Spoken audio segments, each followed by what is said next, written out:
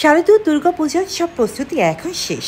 আগামীকাল ষষ্ঠাদি কল্পারম্ভ আর ষষ্ঠীবিহিত পূজার মধ্য দিয়ে শুরু হচ্ছে সনাতন ধর্মাবলম্বীদের সবচেয়ে বড় ধর্মীয় উৎসব। ইতিমধ্যেই বরিশাল সহ বিভাগ জুড়ে মণ্ডপগুলোতে প্রতিমা গড়ার কাজ শেষ হয়েছে সাজসজ্জার প্রস্তুতিও। পূজার এই মহোৎসবকে ঘিরে নিরাপত্তা নিশ্চিত করতে র্যাব ৮ বরিশালে নিয়েছে ৩ স্তরের নিরাপত্তা ব্যবস্থা। রয়েছে টহল, গোয়েন্দা নজরদারি, ফোর্স রিজার্ভ এবং সাইবার মনিটরিং এর ব্যবস্থা।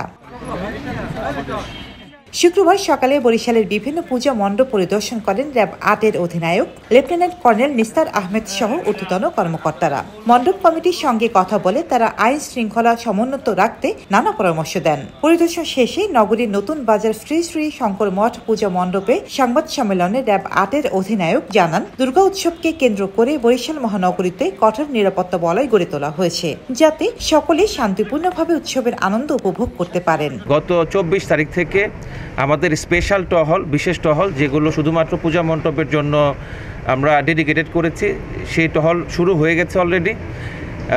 আমাদের র্যাব ৮-এর দায়িত্বপূর্ণ এলাকায় এই ৮টি জেলায় সর্বমোট ২,১২৩টি পূজা মণ্ডপ রয়েছে।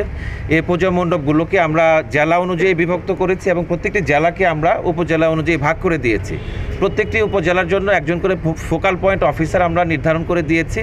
বর্তমানে এই ফোকাল পয়েন্ট অফিসাররা তারা তাদের নিয়ন্ত্রণাধীন টহল নিয়ে তাদের দায়িত্বপ্রাপ্ত উপজেলার যে মণ্ডপগুলো আছে এই মণ্ডপগুলোতে তারা পরিদর্শন করছে।